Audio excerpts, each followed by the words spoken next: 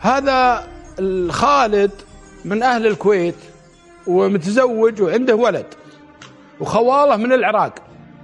قبل أزمة الخليج ودخول العراق على الكويت بأشهر معدودة راح يزور خواله، وما كان عنده علم ولا كان أحد يدري عن هالغزو. فكان عند خواله وعنده شاري له مزارع في العراق وشاري له أراضي وعايشين بخير يعني، ويروح ويجي بين خواله وبين الكويت. طبعا زوجته كويتية وعنده ولد منها. هاك المرة اللي راح فيها للعراق وقعد مع خواله بدأ غزو العراق للكويت. فطبعا هو كويتي وموجود في العراق وانتم عارفين الوضع الآن.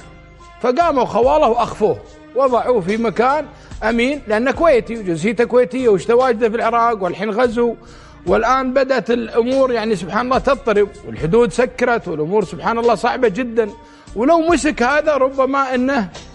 فقعد عند خواله 3 شهور إلا أنه طقت جوله ما يبي يرجع. هم كانوا في البداية يظنون أنها بسيطة وبترجع وبيصير فيها حلول سياسية، ولكن الولد لا، شاف أنها بتطول وهو يبي عياله ويبي أهله. فقال خواله أنا أبغى أرجع. قالوا له وين ترجع؟ البلد ماخوذ وأنت الآن في ظروف صعبة واسمك كويتي ونمسكوك والله أنت روح فيها. حن عليهم قاموا خذوا له طريق خطة معينة على أساس يهرب منها إلى السعودية ويجي عن طريق السعودية للكويت يروح لها. سبحان الله عدم سماع لنصح خواله الكبار في السن وطلعته هذا، يقول المركز الأول تعداه، المركز الثاني يوم جاب يدخل على السعودية مسكوه القوات العراقية. وش جابك هنا؟ وش دخلك العراق؟ ولا جنسيتك كويتي ولا الرجل طال عمرك؟ ويقومون يحققون معه لا والله يستخدمونه كوسيلة ضغط ويحكمون عليه بالإعدام إنه جاسوس ويدخل سجن أبو غريب في العراق. طبعا سجن أبو غريب غني عن التعريف. الرجل محكوم عليه بالإعدام وموجود في السجن ومحاكمته ما أخذت وقت بسيط إلا هو تم الإعدام، تم الحكم على طول. الرجل ما يدري وش خواله داري انه سجن، لكن ما عندهم والحراسات مشددة على السجن ولا في أي واحد يتواصل مع هذا الرجل. خوالي موجودين، أنا عندي أملاك في العراق، يحاول يبرر لهم رافضين، وضعوه من ضمن الناس اللي متجسسين على الكويت. كل يوم ينتظر هالإعدام. قام يسأل الناس اللي في السجن من هو اللي يقدر يساعدني من هالضباط، من هو اللي أنتخيبه، من هو اللي أقدر أخذ حقي منه. قالوا عندك هذا العقيد زهير. العقيد زهير هذا يستلم 5 أيام في الأسبوع، كل شهر يستلم 5 أيام قائد للسجن هذا. فإن جاء هذا الرجل ممكن يفيدك. يقول صار كل ليلة يطلع عند باب السجن العقيد زهير جاء ما يردون عليها، أنت وش تبيبه، أنت مدري إيش، أنت خلاص عليك الإعدام. يقول حن عليهم حتى أن الأمر وصل إلى العقيد زهير. قالوا يا عقيد زهير في سجين كل ليلة يدورك، كل ليلة يصيح باسمك. قال جيبوه لي. جابوه. يوم جابوه وش عندك أنت؟ قال أنا محكوم علي بالإعدام وأنا والله لا سويت شيء، وهذا خوالي وعندي أراضي وعندي مزارع في العراق وأنا رجال يعني عند خوالي ولا أدري عن غزو، وش دراني عنكم؟ وبيك تخفف حكمي فقط من الإعدام إلى المؤبد، خلني سجين لكن لا تعدموني. إذا كنت تستطيع الكلام هذا أنا مستعد أقدم لك اللي انت بيه. قال له زهير ارجع زلزاتك يصير خير. سلم نوبته زهير وجاء بعد شهر ورجع بعد 5 أيام. قال نادوا لي السجين. يوم جاء نادوا السجين أنت وش عندك في العراق؟ قال عندي مزارع عندي أراضي. كأنه يعني رضي أنه يأخذ هالمزارع مقابل أنه يخفف الحكم، الاتفاق اللي تم بينه. ولكن قبل ما يسوي هالأمر لازم يتنازل خالد للمزارع وهذه للعقيد. فسوى خطة وطلعه معه من السجن وجابه عنده في البيت. ويوم جاء البيت ولا البيت كبير وفي حراسات خاصة بالعقيد، وهذا العقيد كان محسوب على القوات هناك. يقول فأدخله غرفة خاصة وصار اللي يخدم عليه زوجته وبنته، ما يبي الحراسات يدرون عنده سجين. على فكرة طلعه لابس جندي كأنه عسكري في السجن. قال زوجته وبنته هذا وضعه سجين ولا أحد يدخل عليه لا من الخدم ولا من الحراسات، أنتم استلموا أكله وشربه. وكان مربط اليدين والرجول إلى أن جاء موعد الإفراق. فراح وكلم خاله، والأراضي والعقارات هذه كانت باسم واحد من خواله. قال يا خالي، قال نعم، قال أنا الوضع كذا وكذا. وبيك تفرغ الأراضي باسم العقيد زهير على أساس يخفف الحكم عليه. قال خاله ابشر خلاص خلها تجي وخلها يجي وانا. يوم جو للعقيد قالوا له خلاص الرجل يحتريك.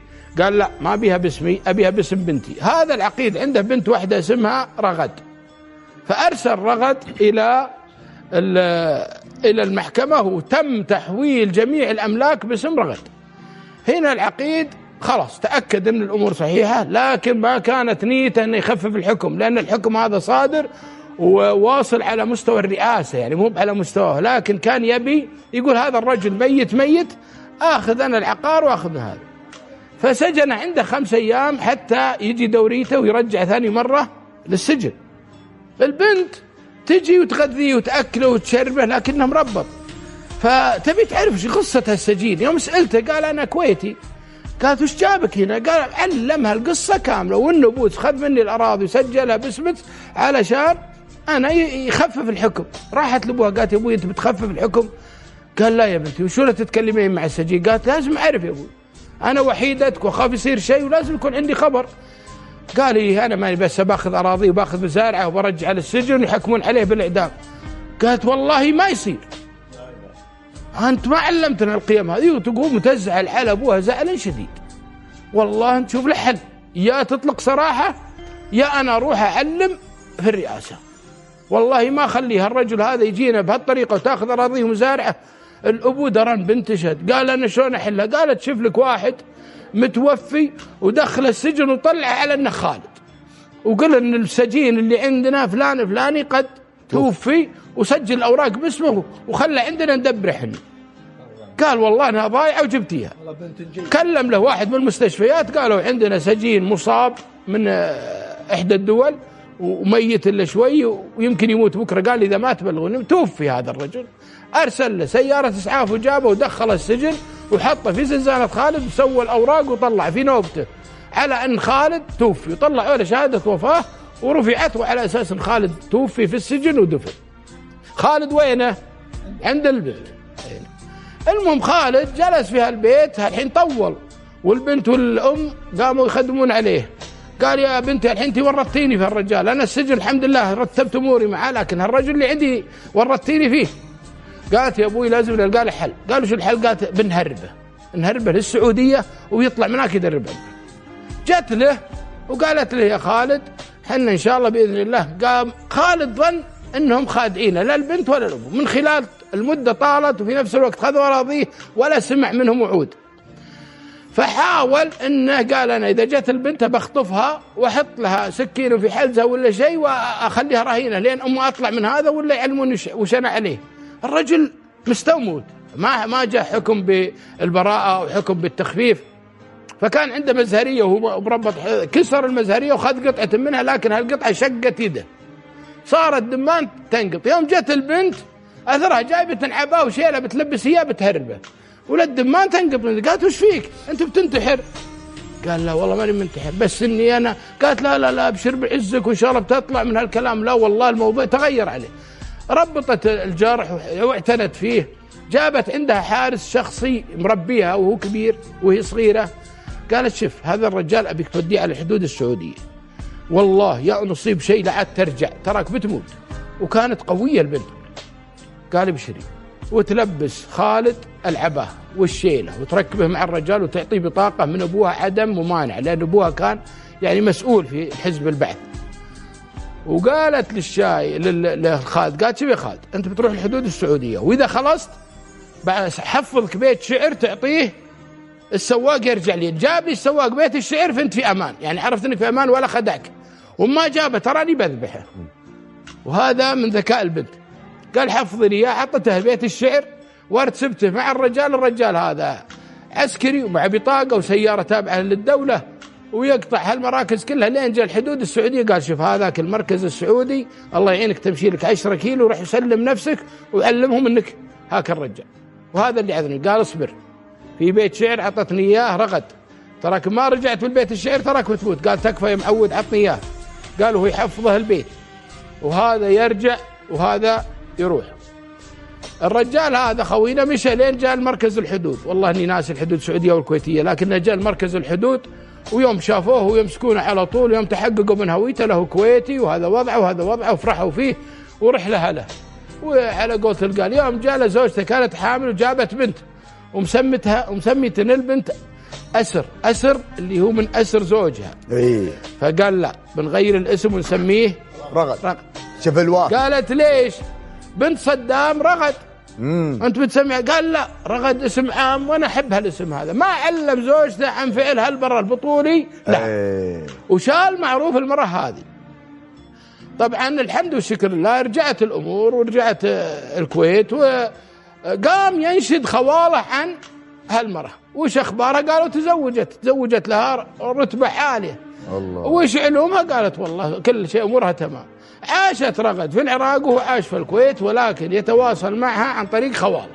علومها قالت امورها زينه، الى ان جاء عام 2003 اللي طال عمرك طيحت الحكومة العراقية.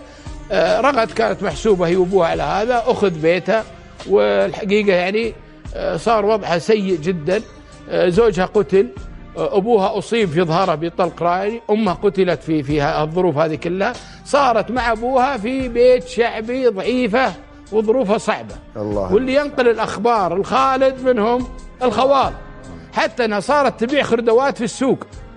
وقبل ما يتوفى زوجها كانت حامل، قعدت معه 16 أو 15 سنة ما جابت عيال. آخر سنة حملت وجابت ولد وارسلته مع خوالها في سامراء، وحطت مصاريف، وهي تشتغل تكد على نفسها وعلى أبوها في هالبيت الطين ومنحاشة على أساس ما حد يكتشف. خالد سأل عنها، قالوا ترى هذا وضعها وزري. قام يرسل فلوس الخوالة، قال انت أبوي تفقدوها شوفوا وضعها. قالت هي لواحد من خوال خالد أنا يا معود أبي لي بيت بس مكيف، لأن أبوي مريض وتعبان وظروفنا صعبة. قام خالد وطرش لها هاك الفلوس واشتأجروا لها هاك البيت، وكل ما احتاجت عطوها. تسأله تقول أنتم ليش تساعدونا يا خوال خالد؟ ما تدري وش السالفة. قال حنا نتفقد المحسنين والضعوف ونعطيهم. مرتين ثلاث، يوم جاء ذاك اليوم ولا الوضع صار قوي في العراق. خوال شو اسمه خوال خالد خالته اللي تربيه توفيت، وخواله راحوا لإحدى الدول الاسكندنافية شمال العالم. فقامت رغد تبي تسافر هي وابوها مع خوالها ولا عندها إمكانية. فكلمت الرجال قالت في إمكانية؟ قال ابشر بشوف. دق على خالد قال يا خالد، قال أقول شوف الجواز طلعها للأردن وتسفرها اليوم قبل بكرة اللي أنت بيه حاضر. حتى أن صرف عليها أكثر من 600,000 ريال سعودي، ما يعادل 600,000 ريال سعودي. طلعها الأردن هي وابوها وسفرها حتى وصلت للسويد. هي الدولة في السويد الظاهر. يقول يوم جاء السويد يستقبلونها خوالها وتعيش هناك معززة مكرمة مبسوطة ولا خير ونعمة. صار يتواصل معها خالد صار يتواصل معها الخال. قالت شوف استحلفك بالله ليش سويت فينا مبالغ كبيرة انت تصرفها علي. بعد الحاح شديد وبعد اخذ الاذن من خالد قال هذا الرجال اللي جات في البيت واطلقتي سراحه هو اللي يتتبع اخبارك ويقول ما لحقنا ربع فعلها فينا. الله المستعان. مهما سوينا هي هذه انقذتني من الحياة وتراني خادم لها. المرة قامت تبسيط، ذكرت خالد، ذكرت علوم الموضوع هذا كله. بوس دارت الأيام، زوجة خالد جاها علم من الخوال أنه يصرف لها على حربة غريبة. فيوم شافت الحوالات وسمعت أن البنت مسمى عليها من الخوال، طبعا الحريمة تناقلوا الكلام هذا. رفعت هي وعيالها، هي عنده ولد وبنت، قضية أن الرجل مفرط وأنه قاعد يصرف وعمره الحين في الستينات. نعم. فجاء خالد قالت ترفعون عليه قضية، قالت هي تصرف على حرمة أكثر من 600-700 ألف ريال، يعني فيما يعادل الظاهر 400,000 دينار أو والله إني ناسي، أو 40,000 دينار. ها؟ 40,000 دينار أو 40,000 دينار. إيه نعم. قال يا بنت الحلال هذا موضوع مالكم خص فيه. المهم حاول، جاء له ولده الكبير قال له ولدي هذه المرة اللي أنا أصرف عليها هذه اللي سوته، ولو بعد الله ما سوت ما هالمرة إن ما تشوف أبوك على قيد الحياة. نعم. هذا فعلها معي وهذا فعلها معي. والله ما أدري أجازيها يا ولدي. قال الولد خلاص يا أبو حنا أنا أتعذر منك، لكن المرة لا زالت في شدتها، فصار طلاق بينه وبين المرة. الله المستعان. عاش مع عياله فترة ثم راح للسويد. ترى على فكرة تواصل مع رغد لأنها أخذت رقمه واتصلت عليه بعد ما علمت أن خالد هو اللي يصرف عليها. نعم. فقال شوفي لا ينقص شيء في هالدنيا ونهي، تراه غني وبخير وبنعم. والله كفو. قالت ما قصرت، ابي رقم حسابك احول لك الفلوس، لان الحمد والشكر لله الفلوس اللي معنا والخير اللي معنا خير واجد. قال والله ما يلحقني قرش ولا ني، وانت راعية الاولى. الحقيقه عقب ما طلق المرة قعد له فتره